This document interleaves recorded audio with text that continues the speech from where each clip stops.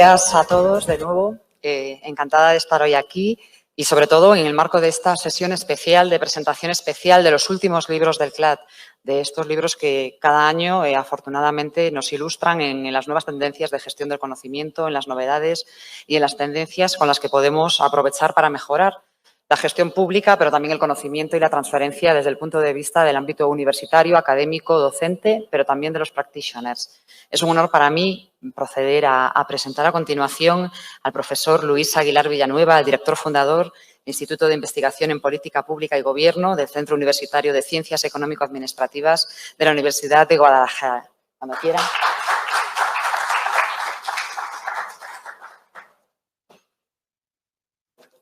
Muy apreciado Francisco Velázquez López, el autor del libro El burócrata disruptivo, y como subtítulo, muy aleccionador para comprender la administración pública. Lamento ser el primero, pero tengo que salir corriendo porque vuelo en 3 horas y no sé si pierdo el avión o no. Francisco nos dice en su libro El burócrata disruptivo que es un libro extravagante. Y lo llama así porque quiero interpretarlo yo de esa manera, porque es extraordinario, es muy diferente al saber normalizado de la administración pública. Y me resulta particularmente difícil comentar el libro porque las interpretaciones que hemos oído de él, siempre finas y breves, recogen mucho de las tesis que él escribió en su libro. Creo que el libro está inspirado, y desde la primera sección de su libro, entra el tema de la confianza. Él ha hablado mucho, ¿no?, de la pérdida de confianza en las instituciones, en el gobierno y específicamente en la administración pública. Él aborda este tema de cómo reconstruir la confianza en el gobierno democrático. Y dado que los gobiernos gobiernan a través de las entidades administrativas y los gobiernos democráticos también gobiernan a través de las entidades administrativas, es cómo reconstruir la confianza en la institucionalidad de la administración pública, cuyas fallas endógenas de corrupción, arbitrariedad, discriminación son conocidas, y qué rol atribuir a los servidores públicos, desde los directivos hasta los operadores de los puntos finales de prestación del servicio, en la reconstrucción necesaria, urgente, de la confianza.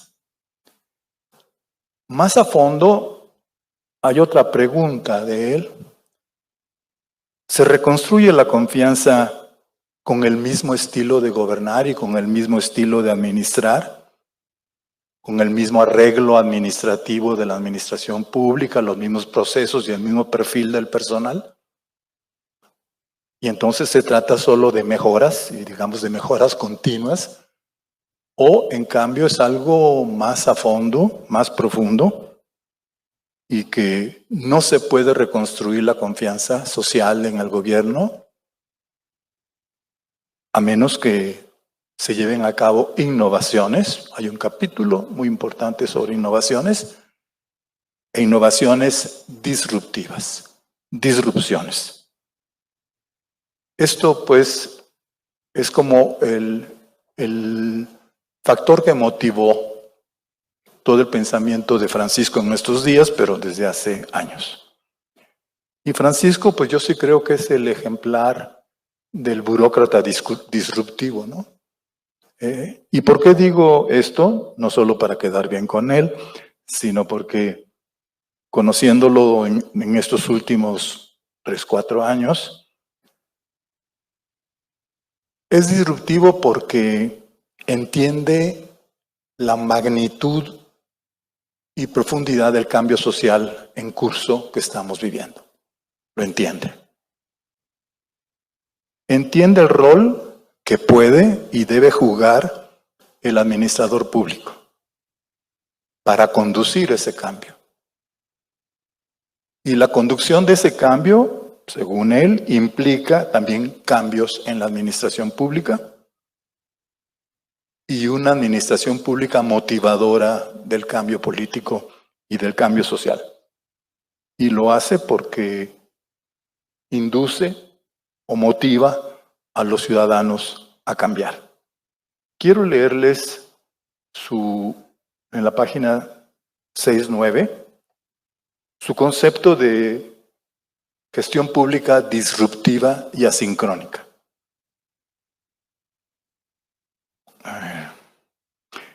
El cambio debe conducirnos a hacer las cosas de otra manera. Ya no será un cambio sostenido, un cambio en la misma dirección y con similares instrumentos tecnológicos. Será un cambio disruptivo en otra dirección, dirigido a una nueva normalidad y por tanto a solucionar problemas distintos en una sociedad que es diferente. Tener actividades disruptivas, idear formas diferentes de hacer las cosas, supone cambiar en profundidad.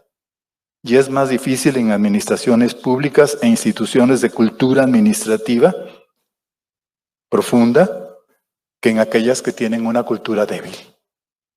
Prepararse para el cambio significa tener en cuenta que los ciudadanos y las organizaciones pasan siempre por 3 fases de cambio. Supone también que la alta dirección, incluso la de carácter político, esté comprometida con el cambio y que reconozca las ventajas de una innovación radical. Al principio reina la indiferencia, el escepticismo, más tarde la confrontación y finalmente el apoyo a las medidas de trabajo colaborativo. Como ven, es muy realista su concepto del cambio, porque hay muchas ensoñaciones de cambio y que no toman en cuenta las fases que tendrán que pasar para poderlas realizar. Y voy a leer otro en la página 88, cuando él habla de innovación. ¿Qué entiende por innovación? Y hay un diagrama muy interesante que puede ser metodológicamente orientador para investigaciones empíricas en ese campo. ¿Qué es una administración innovadora? Se pregunta. Desde nuestra percepción, la administración pública, para satisfacer las necesidades sociales, las demandas de los ciudadanos y empresas, y cumplir fielmente los mandatos en las leyes, debe reunir varias características relacionadas con la condición de sus empleados públicos, como se reconoce en numerosas constituciones iberoamericanas. Y nos dice las características. 1. La utilización sistemática de las tecnologías de información y comunicación. 2.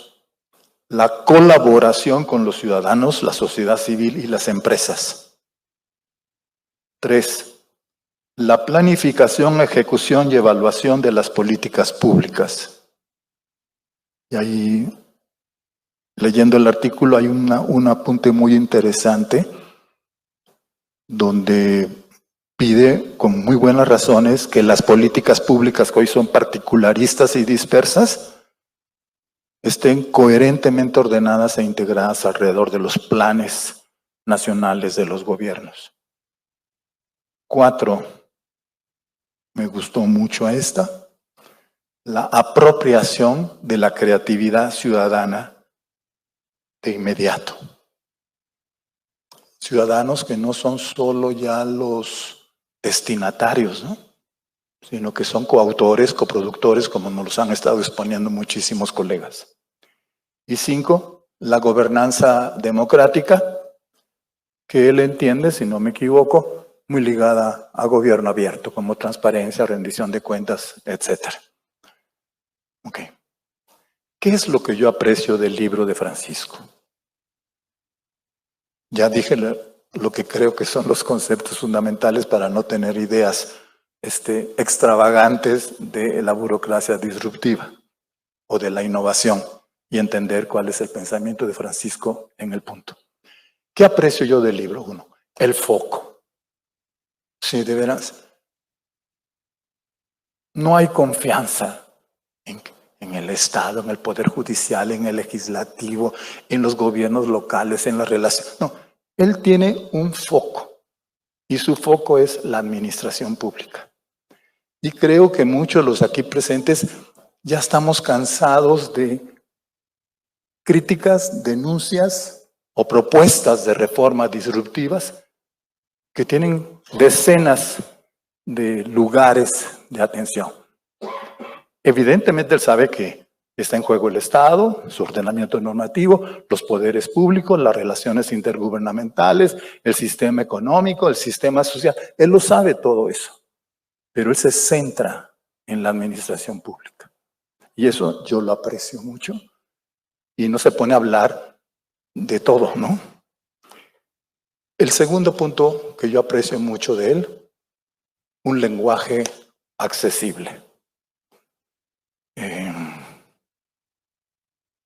Hay varios artículos y hay uno que no está publicado aquí, pero que publicó creo que hace un par de meses, donde critica mucho la incomunicación de los funcionarios, de los juristas, no digamos, y de los académicos.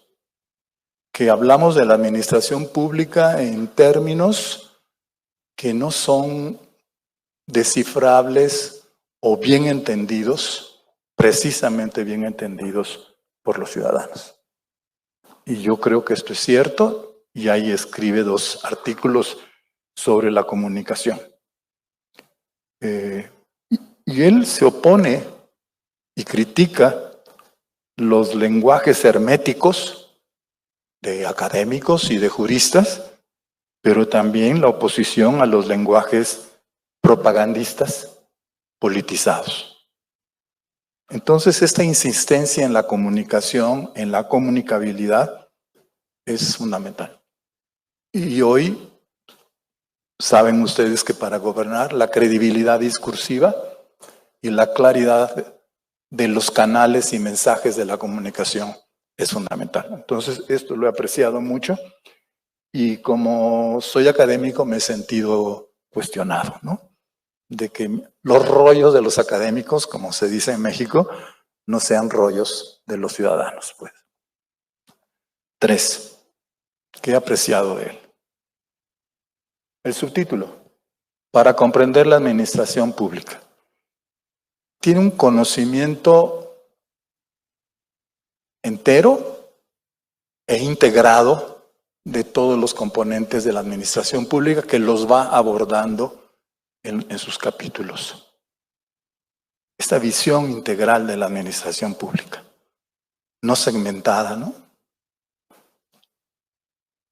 Habla de las instituciones públicas, de la normatividad administrativa, todo el tema de la normatividad. Muy bella sus artículos sobre la relación entre administración pública y política. Y evidentemente el homenaje que hace a don Alfredo Pérez Rubalcaba, que tuve yo el gusto de conocerlo en Guadalajara. Entonces la relación entre política y administración, que a veces es muy dual, muy antagónica, o a veces muy servil, ¿no? Entonces, ¿cómo equilibrar los mandatos constitucionales hechos en regulaciones y políticas públicas con los procesos operativos de los administradores públicos? Es muy buen tema, cada vez más actual. Sobre todo si, como nos dijeron ayer, está ocurriendo una autocratización. Imagínense si la administración pública así se pone de rodillas para servir a los autócratas, ¿no? Otro tema, la alta dirección, que hoy salió en el panel de recursos humanos, la alta dirección. Yo suelo decir que hemos estudiado todo de la administración pública menos su alta dirección. Hay un punto ciego, ¿no? No sabemos cómo los altos dirigentes de las entidades administrativas y el supremo dirigente de todo el sistema administrativo toma las decisiones. Nos imaginamos que gozan de un amplio ámbito de autonomía y que están muy poco sujetos a controles. Mientras la política democrática está sujeta a controles por el legislativo, el judicial y la opinión pública, la alta dirección administrativa no está sujeta a controles. Este es un súper tema que él aborda y que evidentemente pide no solo profesionalización de la alta dirección, sino empezar a idear los principios, normas, estándares que deben acompañar a la alta dirección y controlarla. Además de eso, pues entra a los procesos operativos de la administración. Pero aquí sí quiero más bien insistir en unos puntos del libro.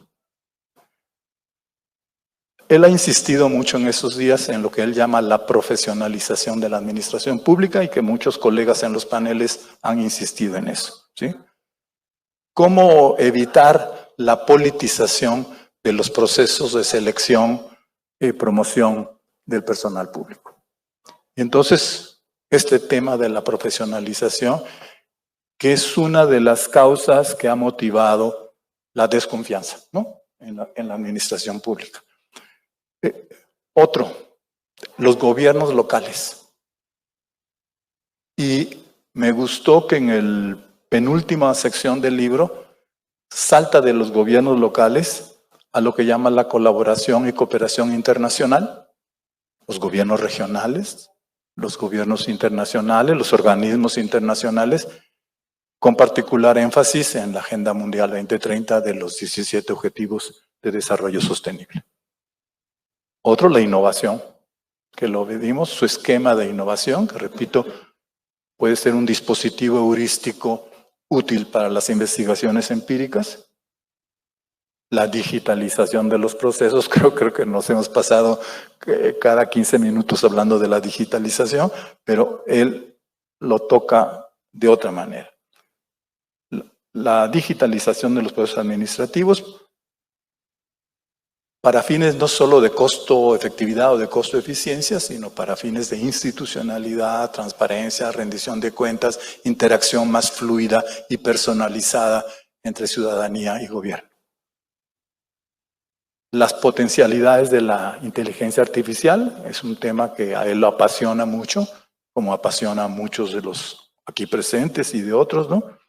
Las potencialidades de la inteligencia artificial para mejorar institucionalidad, primero, y efectividad del gobierno y la administración pública, que está dando paso a gobierno inteligente.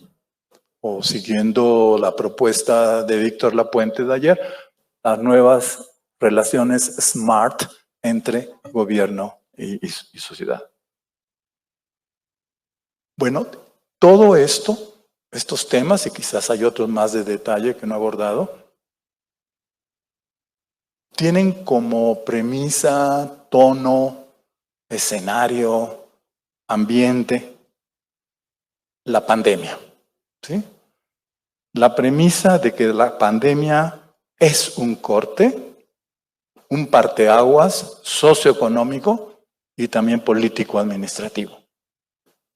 El escenario de sus reflexiones es la pandemia, y la pandemia entendida como crisis disruptiva del pasado, de sus formas organizativas, de los conceptos normalizados, de las visiones estandarizadas, de los procesos, de las prácticas, de la misma cultura. Y que la pandemia ha sido para él y para nosotros también, que lo hemos observado, una ocasión de cambio. Una ocasión de cambio encabezada por el gobierno y por las entidades y el personal de la administración pública. Para él la pandemia es como un antes de Cristo y un después de Cristo.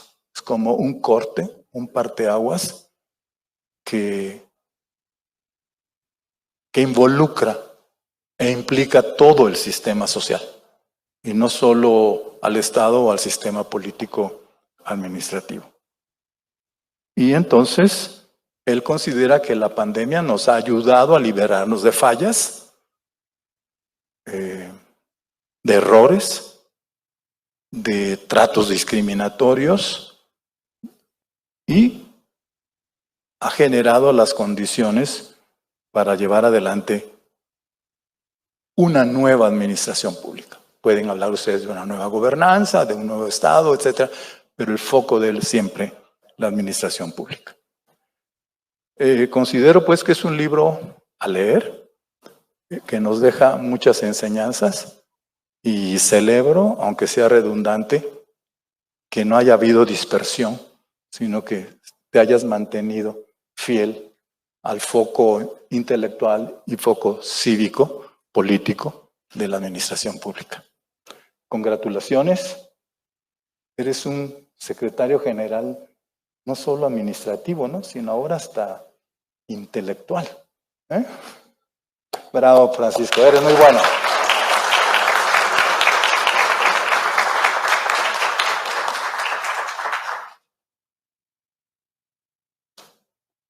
Bueno, muchísimas gracias al profesor Aguilar por su magnífica exposición y reseña de esta obra, desde luego ya de referencia para todos nosotros, de Francisco Javier Velázquez y ese burócrata disruptivo, un título desde luego muy sugerente. Bueno, continuamos con la sesión de presentación de estas obras del CLAD, que, como digo, son tan importantes para que continuemos avanzando en las tendencias de futuro.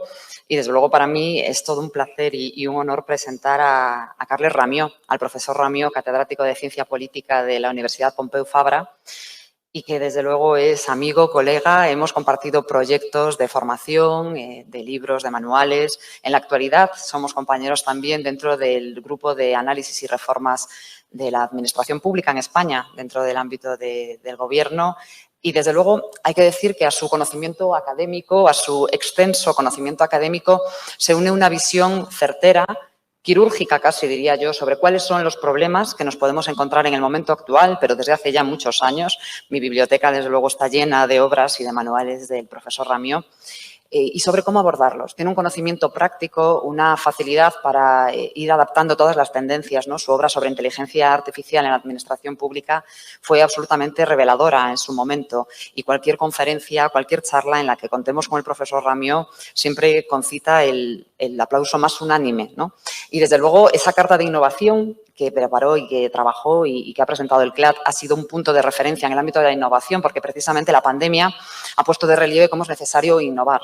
Innovar no solo en tecnología, en procesos, en personas, en gestión pública, y ahí una vez más el CLAD está liderando, ¿no?, las tendencias para toda Latinoamérica en materia de gestión pública, y esta es una de ellas. Por eso que presentar hoy al profesor Ramió y a su obra Innovación Pública en Iberoamérica, presente y tendencias a futuro para el CLAD, creo que es una excelente noticia y desde luego para mí todo un honor. Profesor Ramió, cuando quieras. Hola, buenos días, buenas tardes a todos y a todas. Un placer estar aquí. Ante todo, quiero hacer muchas felicitaciones, porque primero felicitar al CLAD por organizar este 16º Congreso, 26 Congreso, claro, ya me había saltado 10 años. El 26 Congreso en un momento difícil, fue capaz de organizar el Congreso en Lisboa el año pasado, ha sido capaz de organizar este Congreso, ya me alegro que exista el 30% del Congreso en formato presencial aquí en Bogotá, por lo tanto muchas felicidades, porque es un congreso que nunca ha tenido ninguna interrupción, siempre se ha ido haciendo y creo que tiene mucho mérito en este contexto tan complicado como es el de la pandemia. Evidentemente también felicitar y agradecer a los coordinadores desde el ámbito, es decir, desde Bogotá, que es la dirección, el Departamento de Función Pública y la SAP, ambos del Gobierno de Colombia, pues el apoyo que han dado a este congreso en concreto, y evidentemente felicitar a todos los que están aquí presentes en la sala. Primero a la Concepción Campos Acuña por su premio bien merecido que ha logrado, y evidentemente también le agradezco las amables palabras de presentación. Tengo que decir en paralelo que ella sí que es una autora totalmente referencia actualmente en español en temas de gestión pública, en temas jurídicos, en temas más materiales de gestión pública. Es una persona con una producción ingente, sorprendente por la cantidad que está publicando en los últimos años y por la enorme calidad, y le tengo una enorme admiración, respeto, aparte que, como ha dicho ella, somos amigos.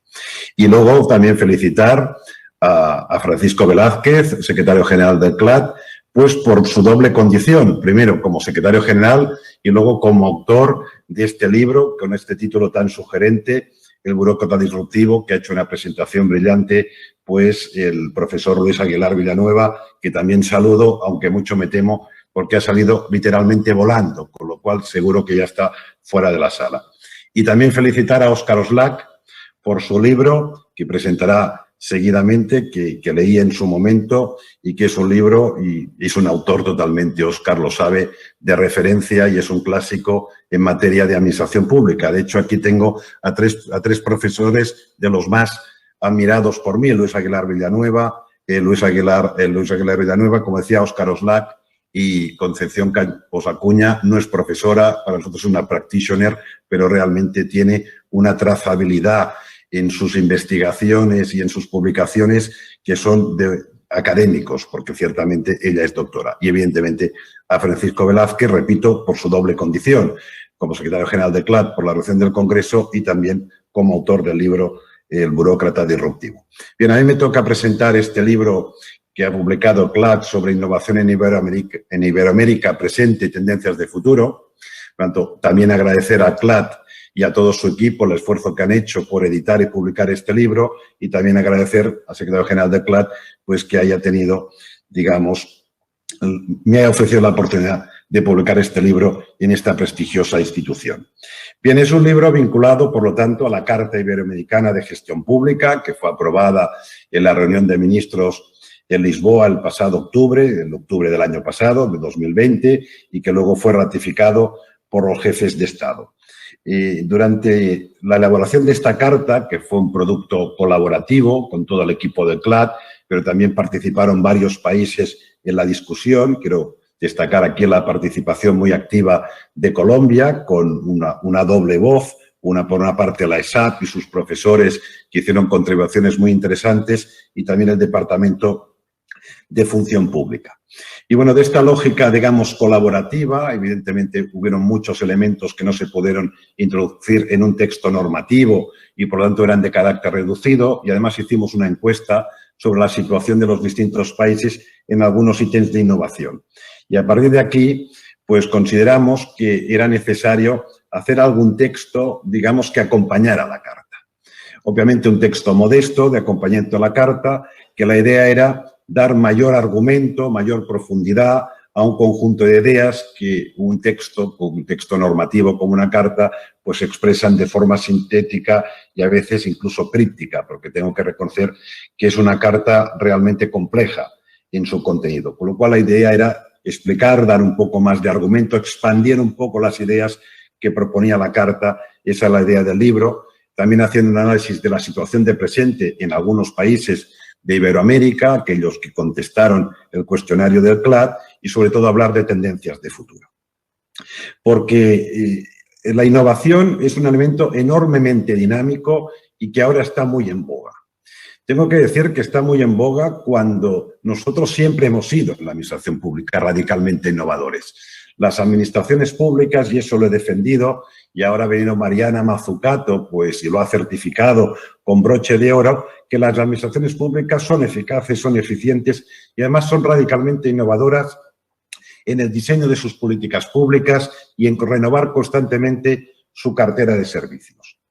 Y ahora además han incorporado unas dinámicas de innovación, y hay un autor español que hace un poco el conteo de las distintas metodologías de innovación que los agrupa en un hexágono y llega a detectar hasta 105 metodologías distintas de innovación.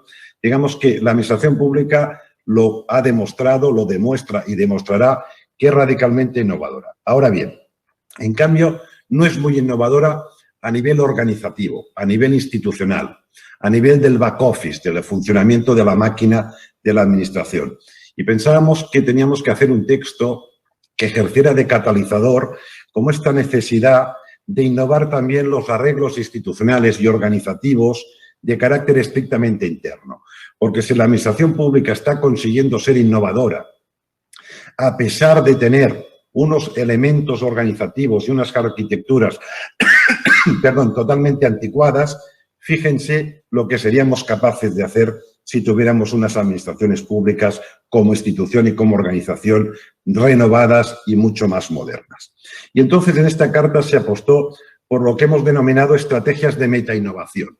Es decir, qué elementos serían las palancas de cambio para lograr que tuviéramos unas arquitecturas, unos diseños de gestión, de modelos de gestión que fueran mucho más innovadores. Y en este sentido la carta identifica como 4 grandes estrategias de metainnovación. Y aquí parte de lo que es la literatura más actual del management. El management es una disciplina que está en una situación de crisis, especialmente en el ámbito privado, pero que podemos extraer algunas lecciones importantes. Y de estas lecciones interesantes me quedo con 2, y una es la necesidad que las organizaciones, y en este caso las organizaciones públicas, sean ambidiestras, en el sentido que con una mano sigan gestionando con eficacia y eficiencia el día a día, pero con la otra mano se dediquen al análisis de prospectiva, a dibujar escenarios de futuro, a anticiparse al futuro, a tener capacidad de ser más proactiva, a la capacidad de definir distintas estrategias de futuro, y eso le permita ser mucho más permeable a la innovación. Esta es la lógica de las organizaciones ambidiestras. En mis distintos cargos, digamos, como directivo, me he encontrado muchos colegas directivos o los directivos que trabajaban bajo mis órdenes, que cuando yo les pedía alguna reflexión estratégica y algún análisis de futuro, me decían, mire, es que el día a día nos come y no tenemos tiempo para pensar. Bueno, eso es un problema enorme. Además, estoy hablando de puestos directivos, puestos muy estratégicos. Tenemos que buscar un tiempo, un espacio para pensar, evidentemente sin dejar la gestión del día a día de forma, digamos, rotunda, consistente en su gestión, pero tenemos que dejar más espacios, sean unidades específicas tipo observatorio, sea que los directivos públicos tengan un poco más de tiempo para su capacidad de otear el futuro, otear el horizonte, anticipar problemas y poder ser, por lo tanto, mucho más proactivos y también mucho más permeables a la innovación. Y el segundo gran aprendizaje del management, que ambos han intentado ser tenidos en cuenta en la carta, es que en la administración pública gestionamos la complejidad. Bueno, eso no es ninguna novedad, porque todos sabemos que gestionamos la complejidad y además que nos encontramos muchas veces ante unas políticas públicas que la literatura denomina políticas públicas malditas, porque hagas lo que hagas es casi imposible sacar una solución óptima ante este problema. Yo creo que la crisis de la COVID ha evidenciado cómo las administraciones públicas nos enfrentamos ante políticas públicas malditas. Pero viene ahora es que cualquier política pública, que antes podíamos considerar más o menos sencilla dentro de un marco de complejidad, ahora se ha convertido mucho más compleja. Porque hemos incorporado un conjunto de elementos como los temas, digamos, de sensibilidad por razón de género, sensibilidad por razón racial, sensibilidad para temas de bienestar planetario, vinculados, digamos, al medio ambiente y al clima. Fíjense que son elementos que ahora damos totalmente por supuestos y totalmente razonables, pero hace 10 años muchas veces no se tenían en cuenta. Bien, a medida que hemos ido introduciendo estas capas, que obviamente son totalmente imprescindibles, es una exigencia casi de supervivencia y de justicia humana, pero todo eso implica que cualquier política pública, por aparentemente sencilla que sea, al incorporar estas dimensiones se convierte automáticamente en compleja. Cuanto ahora, cualquier política pública va a implicar gestionar la complejidad.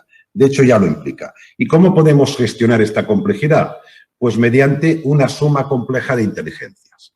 Hasta ahora las administraciones públicas han recurrido a la enorme inteligencia de sus profesionales, de sus empleados públicos y también a la inteligencia de sus dirigentes políticos. Es decir, nos hemos limitado a trabajar con una suma de inteligencias individuales, que evidentemente tiene un enorme valor. Pero esto se está manifestando cada vez como más insuficiente y tenemos que apelar a un nuevo concepto, a una inteligencia, digamos, de sinergia mucho más holística, que algunos autores llaman inteligencia colectiva, que se supone que potencialmente todas las organizaciones con conocimiento tenemos esta capacidad de extraer conocimiento de carácter colectivo, inteligencia colectiva, pero que es muy difícil de hacer aflorar. Y tenemos que modificar nuestras estructuras, nuestros parámetros, nuestros modelos de gestión para estimular lógicas de trabajo colaborativo, una mayor visión de la transversalidad que permita hacer aflorar esta inteligencia colectiva.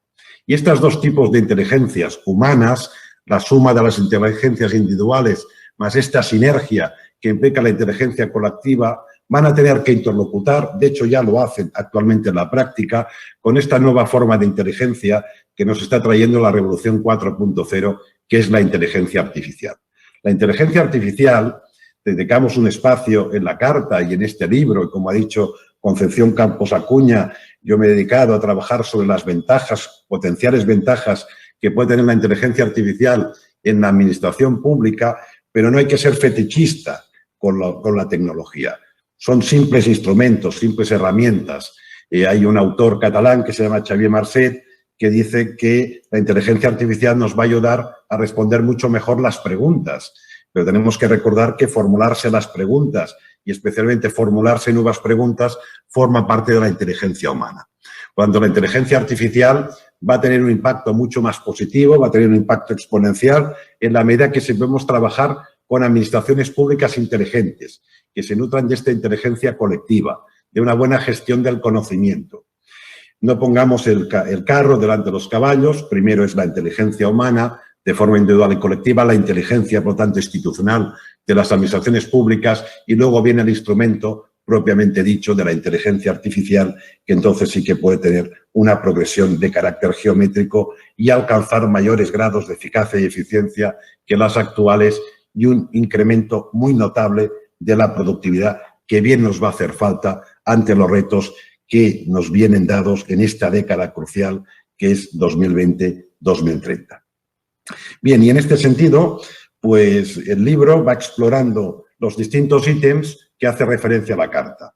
Por una parte, la necesidad de un análisis de prospectiva, de ser mucho más prospectivos, mucho más proactivos, dibujar escenarios de futuro, estar continuamente oteando los enormes cambios que acontecen en nuestro entorno, los cambios tecnológicos, los cambios económicos, los cambios sociales, los cambios políticos. La administración pública no puede ser un simple actor pasivo que esté esperando el impacto de todos estos entornos. Es evidente que la administración pública es una variable dependiente del cambio tecnológico, del cambio económico, del cambio social, del cambio político, pero la administración pública todavía sigue siendo un actor tan poderoso en los distintos estados que creo que es el único actor que tiene capacidad y potencialidad para manipular el entorno. En el sentido que el cambio tecnológico tendrá un sentido u otro sentido en función de cómo se posicione previamente la administración pública. Y el cambio económico y el cambio social, cuando creo que tenemos que promover activamente formas de intervención para que este futuro sea un futuro, digamos, mucho más confortable para la ciudadanía y con un sentido más social de lo que podría tener un entorno que sencillamente funciona por sus propios mecanismos y de forma aleatoria. Un segundo elemento es la gestión del conocimiento. Ahí tengo que decir que la carta se inspira, y no solo se inspira, sino que toma textos del último libro de Luis Aguilar Villanueva sobre la gestión del conocimiento, porque Luis Aguilar Villanueva es una persona de una profundidad intelectual espectacular, pero además que tiene una capacidad y una escritura de una concreción y una elegancia que sencillamente es imposible mejorar, con lo cual es un auténtico problema que un texto normativo como una carta no pueda tener citas de las referencias que se han utilizado, pero Luis Aguilar Villanueva ha sido uno de los autores más presentes, su pensamiento, incluso su pluma, en la carta, porque sencillamente es imposible mejorar muchos de sus escritos.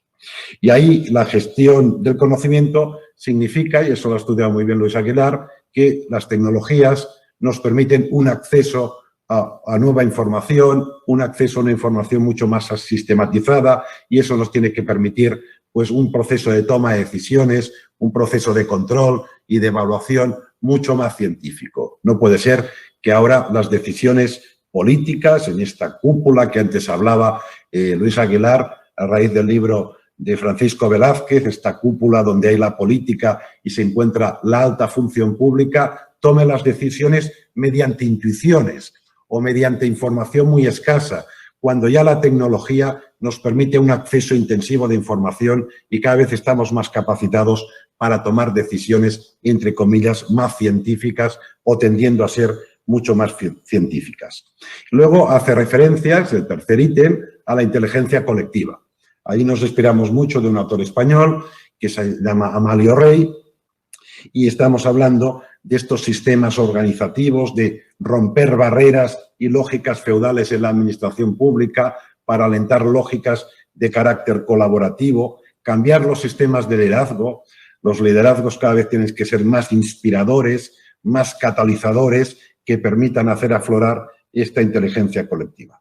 Y luego entra ya en el tema de la inteligencia artificial, porque la inteligencia artificial, todos ahora la tenemos muy en la mente, porque aparecen muchos artículos y hay mucha sensibilidad social en la materia, pero consideramos que es urgente que la administración pública introduzca ya la inteligencia artificial porque hay beneficios que pueden ayudar a la sociedad de una forma evidente y que demorar la introducción de la inteligencia artificial sencillamente es injusta para las generaciones contemporáneas.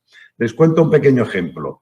Hace 15 días estuve en un debate sobre inteligencia artificial en el ámbito sanitario catalán y me contaron una experiencia de un hospital catalán público que se llama el Clínic, donde ellos estaban trabajando con un algoritmo para detectar distintas enfermedades respiratorias y aplicar distintos protocolos a los pacientes. Cuando sobrevino el COVID, este algoritmo rápidamente lo adaptaron para que interpretara la COVID y en cuestión de 3 meses este hospital logró bajar la mortalidad a un 50% en comparación al resto de hospitales de su entorno. Es decir, la tecnología, pero no solo permite dar mejores servicios, es que salva vidas. Y por lo tanto tenemos que aprovechar esta tecnología y adaptarla de la forma más rápida a la administración pública, porque sería injusto de las que generaciones actuales, por una cierta pasividad o demora de la administración pública, no se pudiera aprovechar de esta, digamos, productividad en forma de eficacia y eficiencia que permite la inteligencia artificial.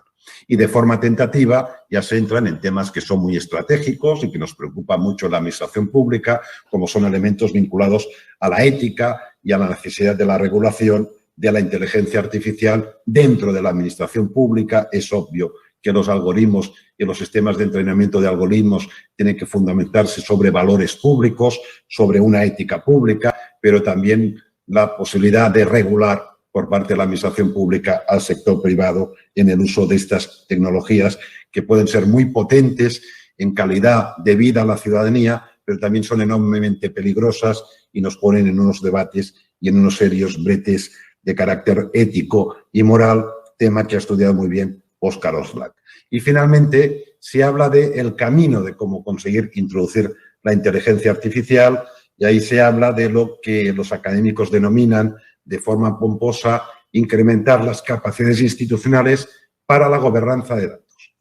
Que en el fondo lo que quiere decir es que la inteligencia artificial se basa en algoritmos. Esto es muy sencillo. Cualquier proceso administrativo, cualquier toma de decisiones puede ser diseñada en un algoritmo. Actualmente ya hay repositorios totalmente públicos y disponibles de algoritmos que están utilizando las administraciones públicas de distintos países, por donde el tema de los algoritmos no es un problema. La gran dificultad que se va a encontrar en la administración pública son los sistemas de información para alimentar estos algoritmos, para entrenar a estos algoritmos. Y ahí es donde la administración pública va a pasar unos años que tiene que hacer un esfuerzo de picar piedra en temas de gobernanza de datos, en tener oficinas de datos donde vaya, digamos, sistematizando la información, la vaya puliendo, la vaya clasificando para que sea una información rigurosa y solvente para alimentar a los instrumentos de inteligencia artificial, en este caso, a los algoritmos. Bien, y no quiero dejar de reiterar mi agradecimiento al CLAD, mi agradecimiento pues también a las autoridades de Bogotá, mi agradecimiento a todas las personas que están aquí en la sala por su amable presentación de Concepción Campos Acuña y también por tener la oportunidad de estar en la presentación del libro de mi estimado Francisco Velázquez y de mi estimado Óscar Oslak. Muchas gracias.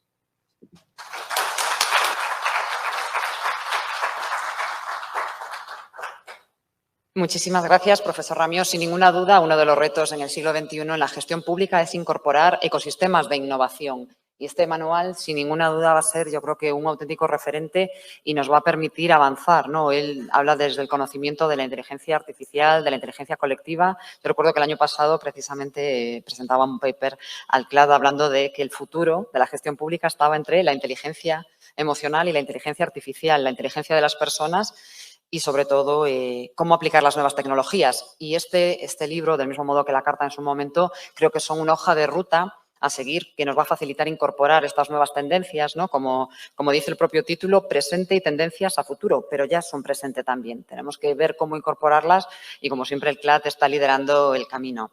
Continuamos con las presentaciones y, a continuación, el profesor Ventura Cornejo va a aprovechar para presentarnos el manual, precisamente, del burócrata disruptivo y nos va a comentar las principales líneas y las aportaciones sobre el mismo. Cuando quiera, profesor.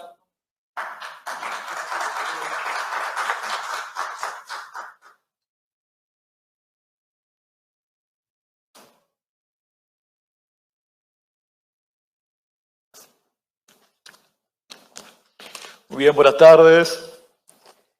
Agradezco la generosidad de Francisco Velázquez de permitirnos decir algunas palabras sobre su libro. Sobre todo, un poco un reto, un desafío, insuperable, después de haber escuchado al profesor Aguilar.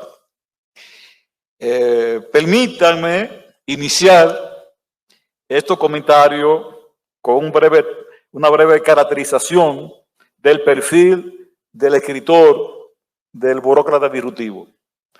Francisco Velázquez López, me apoyo en el testimonio de que es licenciado en Ciencias Políticas y Economía de la Universidad de Complutense de Madrid y curso de doctorado. Pertenece al Cuerpo Superior de Administradores Civiles del Estado y al programa de alta dirección del Instituto Nacional de Administración Pública. Actualmente, como todos sabemos, es secretario general del CLAD, electo inicialmente en el Consejo Directivo celebrado en Madrid el 13 de noviembre del 2017. Testimonio que además advierte que en las páginas que siguen, la mayoría de ellas publicadas en el diario El Nacional, se revela continuamente el intento de trasladar aspectos positivos de la realidad del comportamiento humano, de las experiencias de la tecnología en el campo de la administración, a la que considera como Eduardo García de Enterría una fuerza creadora de bienes, justamente el instrumento más eficaz para una verdadera elevación de la vida social. Y continúa señalando, mi planteamiento parte de la experiencia de una persona que ha intentado compaginar dos actividades profesionales, la gestión pública y la enseñanza. Ha tenido la fortuna de participar en cuestiones de alta función pública como director general y como subsecretario en un par de ocasiones. Ha trabajado en varios ministerios que ha supuesto una experiencia acumulada relacionada con la administración pública directamente, de las reformas de las administraciones en el Ministerio de la Presidencia y en el Ministerio de las Administraciones Públicas. También en otras ocasiones relacionadas con políticas públicas más concretas, como ha sido la política de recursos humanos en agricultura, la cooperación territorial de la política de seguridad en el Estado español, y durante 10 años se ha desempeñado también como profesor de gestión de la Universidad Carlos III de Madrid. A todos nos invita a compartir su preocupación de que las reflexiones deben ir dirigidas a la causa eficiente de los fenómenos sociales al manifestar: he llegado a la conclusión de que espero que todos podamos compartir y seguir la máxima de Gracián de no irme por las ramas de un inútil discurrir o por las hojas de una cansada verbosidad, sino topar con la sustancia del caso. Desde el inicio de la lectura del libro, El burócrata disruptivo, es evidente el objetivo didáctico que el escritor explica de manera comprensible. Resalta el papel del administrador cuando indica que la función de administrador es básicamente la misma en todas las responsabilidades: gestionar recursos humanos y presupuestarios, tejer alianzas, contribuir al cumplimiento del programa gubernamental y establecer relaciones entre iguales. Quienes conocemos a Francisco Velázquez estamos empoderados de su estilo agradable de comunicar. Su formación académica, que amplía con el estudio de otras personas que en el tema en cuestión, por ejemplo, que fortalecen su aval. En este caso, por ejemplo, el caso de Oscar Oxlack, Jad Atalid y Luis Aguilar. Comenta lo siguiente: Oscar Oxlack, uno de los intelectuales que mejor conoce de la administración pública iberoamericana, miembro del Consejo Científico del CLAD, afirma que la administración tiene al menos dos problemas: la deformidad y el cortoplacismo. Ambos problemas entrelazados, pues la deformidad no es más que el resultado de los sucesivos cambios de empleados públicos procedentes de los partidos políticos que se turnan en el poder. Y el cortoplacismo es la consecuencia de la búsqueda de la originalidad para que el electorado les apoye. Y continúa con Jad Atalid, quien lo ha dicho recientemente: el principal cambio que se necesita es cultural. Hay que pasar de la sociedad del egoísmo a la sociedad del altruismo. Comprender que todos tenemos interés en ser altruistas, que la empatía es económicamente eficiente. Y de Luis Aguilar acentúa: cuando hablamos de gobernanza, como señala acertadamente Luis Aguilar, ha de tener en cuenta que la cuestión política central contemporánea se ha desplazado de la legitimidad de los gobiernos hacia la efectividad de los gobiernos legítimos. Uno de los últimos aspectos que provoca en mi curiosidad en este texto fue la propuesta de la acción conjunta de los diferentes actores sociales para recuperar la credibilidad de lo público, cuando describe la crisis de confianza que sufren nuestros estados y administraciones es responsabilidad de todos, tanto de sus dirigentes como de sus servidores públicos. Mecanismos como la rendición de cuentas y la transparencia de las decisiones deben entenderse aún más. Es preciso que el ciudadano sea aliado en la búsqueda e implementación de las mejores decisiones públicas. Velázquez reafirma la fuerte convicción de la profesionalización del servidor público al apuntar: los servidores públicos administran los bienes de todos y debemos seleccionarlos por sus méritos, que no son de carácter político o sindical, sino por sus talentos y competencias que hay que premiar.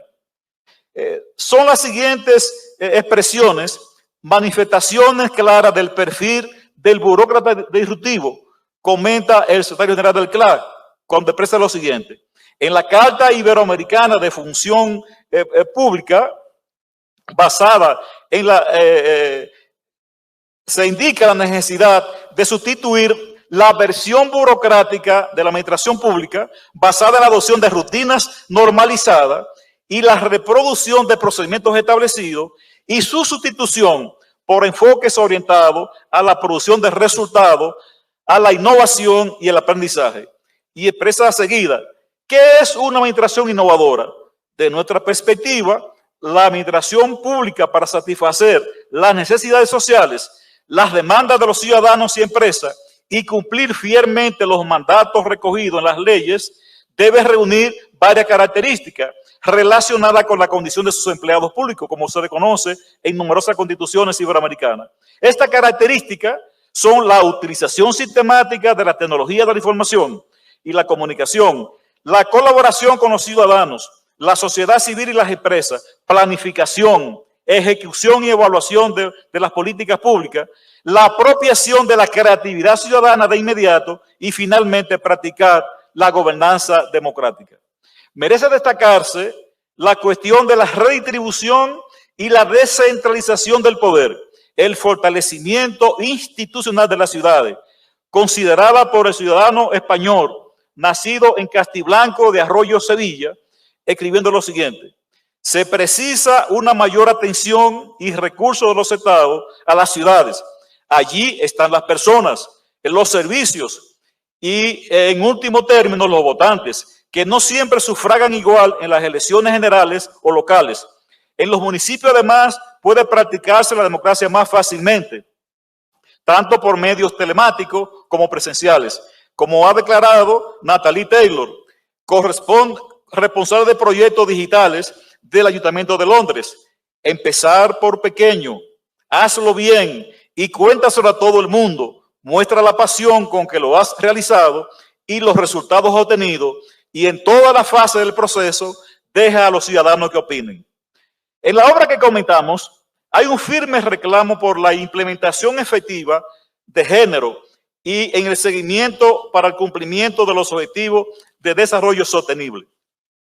Se comenta que en la actualidad, después de la declaración de Beijing en 1995 y el impulso dado por la aprobación de la Agenda 2030 para el desarrollo sostenible, los avances en la incorporación de las mujeres a la administración pública ha dado como resultado que todos los países iberoamericanos tengan el 30% de mujeres en las administraciones públicas y que este porcentaje tienda a aumentar debido esencialmente a las normas que establecen discriminación positiva en favor de las mujeres. Sin embargo, como recoge la declaración de Alcalá de Henares, la división sexual del trabajo y el recargo del trabajo doméstico no remunerado y labores de cuidado en las mujeres es un factor estructural de discriminación.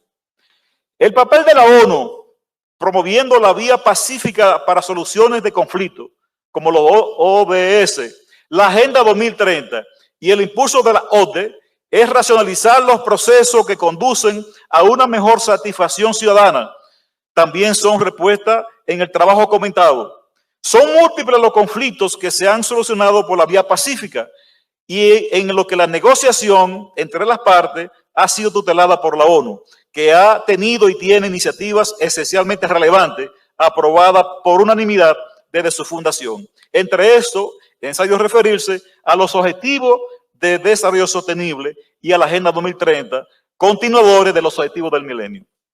Las Naciones Unidas, comenta el autor, por unanimidad, adoptaron este importante compromiso en septiembre del 2015, logrando así un relevante paso adelante, pues se trata de una agenda común, repleta de medidas y metas para hacer un mundo más feliz, y cuyo principal objetivo es la erradicación de la pobreza, agregando, toda esta oleada innovadora tiene mucho que ver con lo que se plantea a nivel global, de implementar el principio de la OCDE de una sola vez, que hace referencia a la eliminación de la petición de la administración de forma reiterada de los mismos datos que ya han sido suministrados.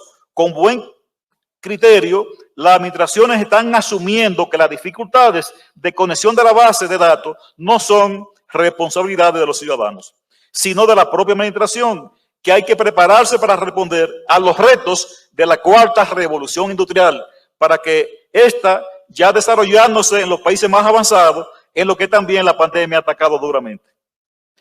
Esta revolución industrial y administrativa va a tener que ver con la introducción de sesgos injustos y beneficios indebidos.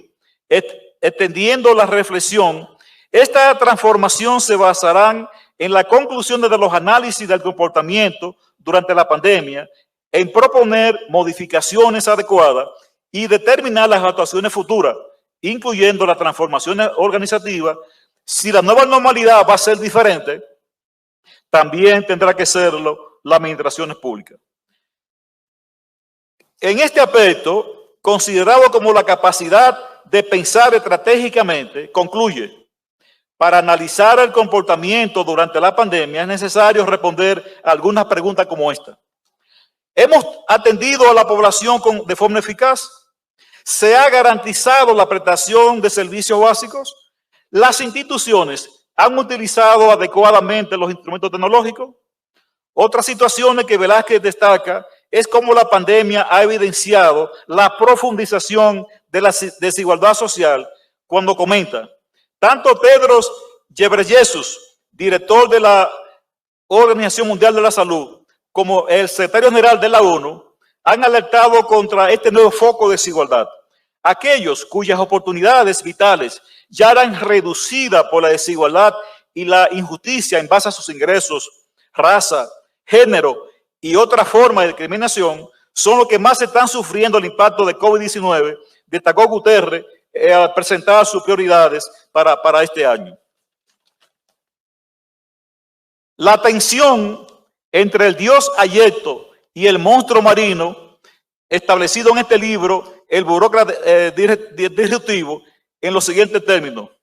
José Manuel Caballero Bornal ha bautizado a la pandemia como un dios Ayeto que intenta usurpar el futuro. El Estado, el Leviatán, de que habla Hoth, y en su último libro, Acemoglu y Robinson, y también más recientemente Vallespín, puede ser encadenado por los ciudadanos corrientes, las normas y las instituciones, en resumen por la sociedad.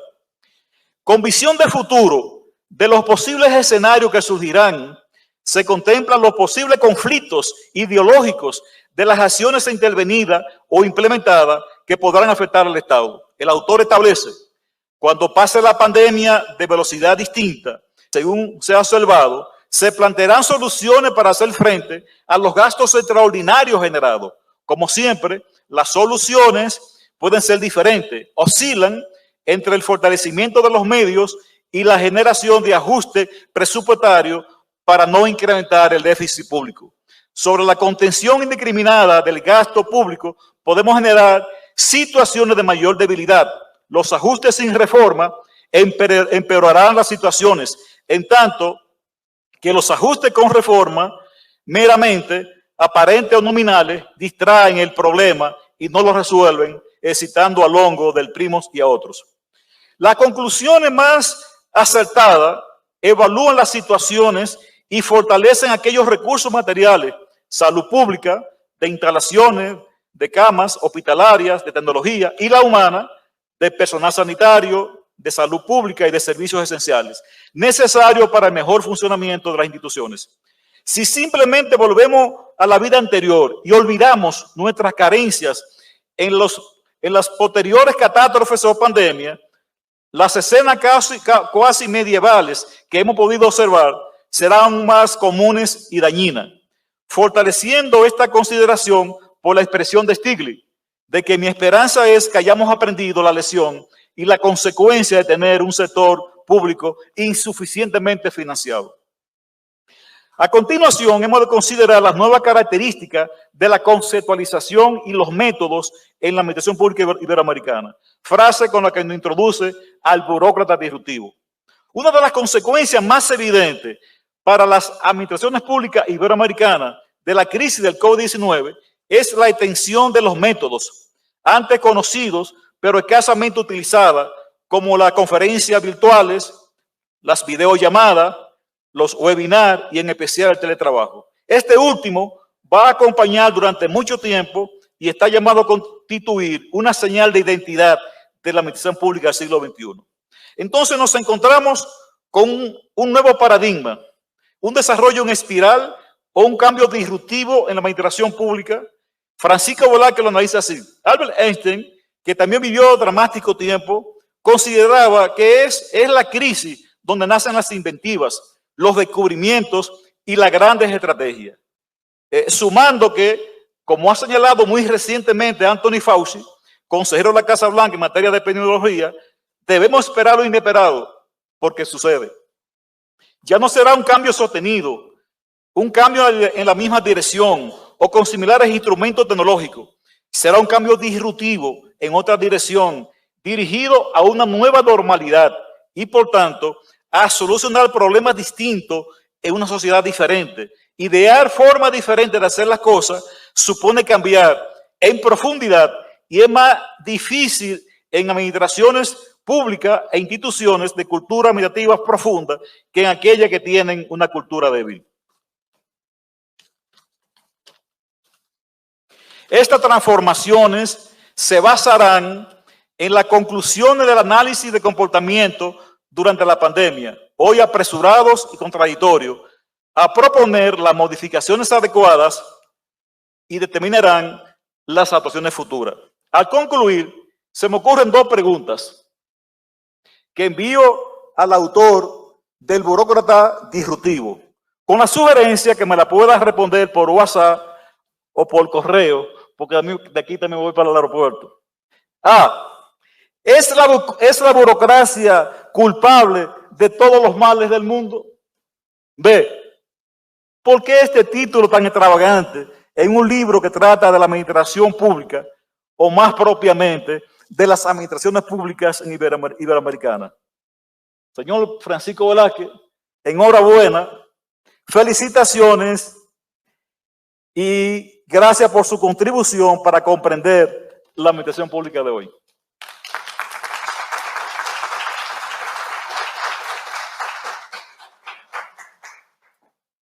Muchísimas gracias, profesor.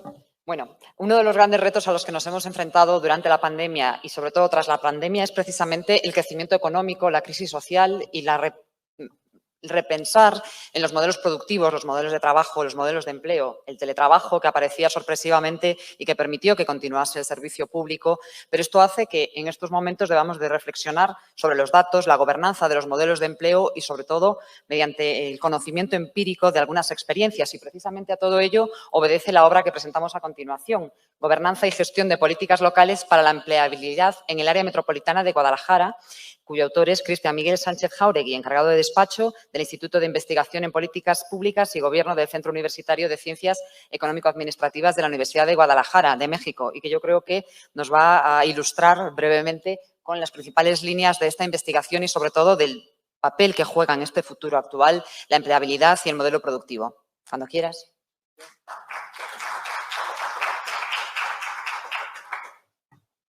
Sí, muchas gracias. Por respeto al programa tendré que ser breve, no sin antes agradecer el espacio, este gran espacio, a las autoridades del CLAT, a Francisco, ¿no? Y al CLAT quiero también hacer un reconocimiento y un agradecimiento porque ha sido un espacio de formación. Este es mi 9º congreso y sin duda me ha ayudado mucho en mi formación académica, en todos mis posgrados que he tenido oportunidad de estudiar en México y en España. Y bueno, hoy este libro es un resultado de todo ese trabajo acumulado en este tiempo.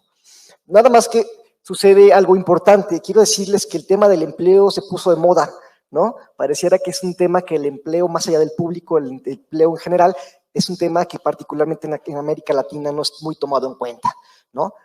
Sin embargo, situación de COVID, como aquí se ha señalado, ha sido un parteaguas que nos ha demostrado que los modelos actualmente de empleo y de empleabilidad y política de empleabilidad que se tienen en América Latina han sido unos factores importantes para saber por qué los indicadores han sido tan elevados de fallecimientos en América Latina, porque tú no le puedes decir en América Latina a las personas quédese en casa, ¿no? O sea, no hay manera de romper, ¿no?, las cadenas de contagio porque no, los modelos de empleabilidad, bajo la visión de modelo de flexi-explotación, pues así es como funciona. Entonces, es parte de lo que les quiero decir. Bueno, de manera general, el libro Gobernanza y Gestión de Políticas Locales parte de la idea y del conocimiento que a partir de la crisis de los estados sociales, hay unas nuevas reglas del juego, ¿no? Si entraron en crisis económica los estados sociales o el estado de bienestar, surge un nuevo modelo económico, que todos ya lo conocemos, el modelo económico neoliberal, ¿no? Y que obviamente al cambiar este modelo económico cambia las reglas del juego y cambia la manera de organizar el empleo. Y una de las principales maneras de organizar el empleo es a través de la política de flexibilidad laboral. Esta flexibilidad laboral, que no es otra cosa más que la desregulación de la relación laboral o obrero-patronal, se lleva con el discurso neoliberal que es necesaria llevarlo a cabo para generar mayor competitividad de las empresas, para generar más y mejor empleo. En Argentina, principal país en los 90s que se impulsa estas medidas de flexibilidad, y después de ahí se vienen todos los países de América Latina. México llega en el 2013 disfrazado, ¿no?, de nuevos esquemas de contratación. Nos permite hacer, cuando revisamos, nos permite encontrar que en la flexibilidad laboral se encuentra el epicentro de lo que conocemos hoy como la precariedad laboral, ¿no? Precariedad salarial, inseguridad, falta de prestaciones y demás. Y esto ha sido un factor fundamental aunado a la incapacidad de los gobiernos para generar nuevo empleo formal, bueno, ha permitido, ¿no?, incrementar los niveles de informalidad laboral, Entonces, en América Latina, cuando tú preguntas cómo está el desempleo, pues te van a decir que está bien. Es más, ya estamos a niveles similares al 2020. Ya la pandemia ya prácticamente la superamos. ¿No han escuchado ese discurso? Sí, pero no nos hablan de los indicadores reales. En América Latina existe la informalidad laboral. ¿Y de qué tamaño es la informalidad laboral? Bueno, pues la informalidad laboral representa un poco más del 50% de la población económicamente activa, ¿no? En la mayoría de nuestros países. Bueno, entonces bajo esta nueva idea, ¿no? De las nuevas reglas del juego, y con la crisis desde el estado de bienestar, el Estado respecto del empleo tiene otra función, o pareciera que tuvo otra función. Ya no fue generar empleo en pleno empleo. La función del Estado fue generar políticas de empleabilidad, le hace políticas para incorporar al mercado laboral y mantener a los ciudadanos. Es decir, a partir de ahí, la responsabilidad de estar empleado o no es del ciudadano. Y el empleo pasó a ser un tema más del mercado que del propio Estado. Entonces, esta ha sido la situación que hemos encontrado en los últimos años. El libro habla de México, pero hacemos un repaso por América Latina, principalmente en Brasil y en Argentina. Y bueno, entonces lo que le queda al Estado es hacer políticas públicas eficientes del mercado laboral. Esa es la principal responsabilidad. Y cuando uno observa el tipo de política pública, porque aquí hacemos un modelo o presentamos un modelo de análisis de política pública y revisamos el diseño de la política pública y revisamos la implementación, los actores que la llevan a cabo, y revisamos el ingreso que realmente representa para los países latinoamericanos el invertir en política activa de mercado de trabajo, vemos que son mínimos. Y si bien en Europa tienen la idea bajo la estrategia estatal de empleo y visualizan el modelo de flexibilidad, de flexiseguridad danés, ¿no? Este triángulo virtuoso que busca la estrategia estatal europea de empleo, llevarla a cabo y fondear políticas a través del Fondo Social Europeo. Bueno, en América Latina es totalmente distinto. En América Latina es flexibilidad laboral, falta de seguridad social y bajos ingresos para los trabajadores. Entonces, por eso le llamamos el modelo de flexiexplotación. Y finalmente, este modelo, y esa es la parte importante, lo hacemos o lo aplicamos en el área metropolitana de Guadalajara, una de las 10 más grandes de América Latina. Y llevamos a cabo el diseño de un modelo de gobernanza en el cual consideramos que, que las políticas, obviamente, con la visión del sector privado, del sector social y del sector gubernamental, bajo este modelo, ¿no?, de gobernanza, es decir, de coparticipación, de colaboración, es importante definir el perfil económico de la ciudad y a partir del perfil económico de la ciudad, las acciones y a partir de ahí, instrumentos de cooperación intergubernamental para poder llevar a cabo de manera coordinada las políticas de empleo en una metrópoli. Porque luego resulta que los problemas públicos de las metrópolis, que muchos de ustedes o nosotros vivimos en metrópolis, con varios municipios, pareciera que los problemas públicos metropolitanos se atienden de distintas maneras. Es decir, cada municipio tiene su manera de enfrentar el problema viviendo en una sola metrópoli. Entonces, esto implica la necesidad de impulsar políticas públicas transterritoriales, es decir, que rebasen los límites jurídico-políticos y que impacten, ¿no?, como una política pública, ¿no?, con enfoque metropolitano. Bueno, el libro lo pueden descargar de manera gratuita en nuestra página de internet, que es iippg.udg.mx, que es la página del Instituto de Políticas Públicas y Gobierno, y el que desee puede escanear el código QR al final y puede descargar toda nuestra publicaciones. Muchas gracias a ustedes por la atención y muchas gracias, Francisco, por la invitación. Gracias.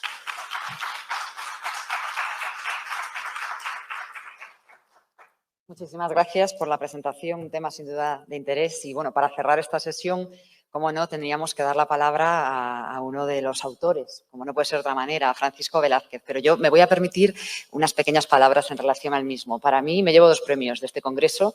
Además del premio, me llevo el de haber compartido estas jornadas con él y comprobar que efectivamente, además de ser el secretario general del CLAD, es una persona que está liderando las tendencias de futuro en Latinoamérica, pero también en España, donde tiene una gran visibilidad y es una persona de referencia con la que se puede hablar de todos los temas de futuro y que además ha tenido la generosidad de compartir compartirlos, que los comparte periódicamente en una precisión que me parece muy importante, que es la de que llegue a la ciudadanía. A veces somos un poco endogámicos y hablamos entre nosotros, la academia y demás, y no nos damos cuenta de que es la ciudadanía quien tiene que comprender qué nos sucede. Por eso, antes de darle paso, quiero cerrar mi participación en esta sesión con las palabras que él mismo tiene en su presentación. Dice: conseguir un mayor fortalecimiento de las instituciones públicas es uno de los objetivos del CLAD. Este ha sido el propósito también al escribir estas líneas. Yo creo que solo con estas palabras ya nos dice el tipo de persona y el tipo de profesional que es Francisco Velázquez. Muchas gracias por tu obra.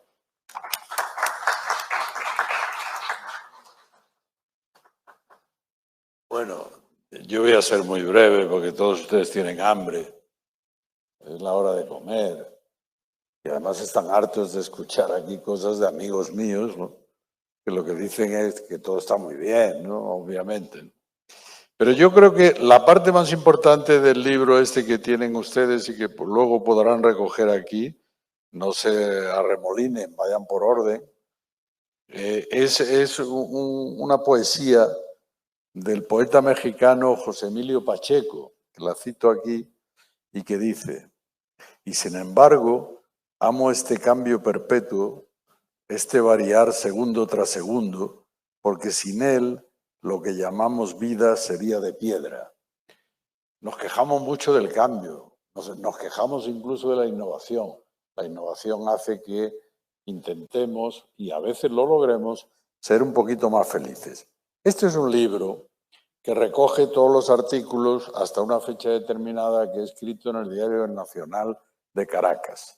Y tiene por eso pues un cierto mérito en el sentido de que me cuesta trabajo escribirlos. Quiero decir que no es que salga la pluma, sino que tengo que pensar cada 2 semanas, lo hago cada 2 semanas, sobre qué tema escribo y sobre qué tema relacionado con la administración. Y luego le reconozco que lo que más me cuesta es el título. En el título tengo que poner algo de la administración, porque si no, no tiene sentido, ¿no? Y por eso, digamos que el Nacional me dijo que hiciera los artículos. Pero por otro lado, intento siempre, como decía ahora Concepción, pues no caer, digamos, en un cientificismo, en un lenguaje que sea de alguna manera incomprensible para un lector de periódico. Porque claro, todos los que estamos aquí somos especialistas, más o menos, en un sector de la administración pública y conocemos muy bien cuando leemos al profesor Ramió o cuando leemos al profesor Villori aquí presente o a Alberto Bonifacio o a Concepción o a cualquiera de nosotros, bueno, lo entendemos, porque estamos formados en la materia.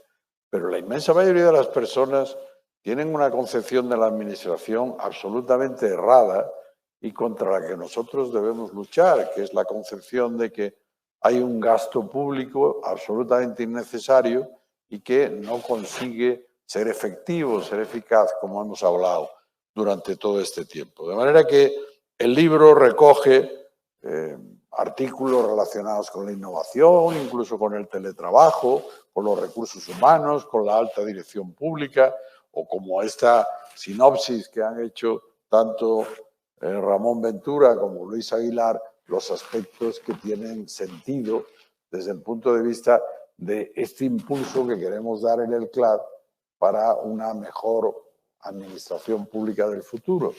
Luchar un poquito contra el nepotismo, luchar contra la corrupción, tener una administración honesta y ética, tener una administración que esté formada por profesionales y sobre todo también una administración innovadora. Y por eso hemos editado también en el CLAD este magnífico libro de nuestro amigo Carles Ramió, que fue el redactor esencial de la Carta Iberoamericana de la Innovación en la Gestión Pública y del que también muchos de sus conocimientos yo utilizo dentro de este libro, que les encomiendo que lo lean, que lo disfruten, pero tampoco se lo lean de un tirón, porque este tipo de cosas tampoco son una novela. En todo caso, muchas gracias a todos ustedes por haber estado aquí con nosotros, muchas gracias a Concepción, muchas gracias a Cristian Sánchez, y sigan disfrutando del Congreso porque todavía nos quedan 2 horas y sobre todo nos queda la ceremonia de clausura en la que le vamos a dar importantes novedades para el futuro del desarrollo de esta inmensa y querida actividad que es la reforma, la modernización de la administración pública a la que se dedican los congresos del CLAD. Muchas gracias por su asistencia y a quien esté interesado puede retirar alguno de los ejemplares. Gracias.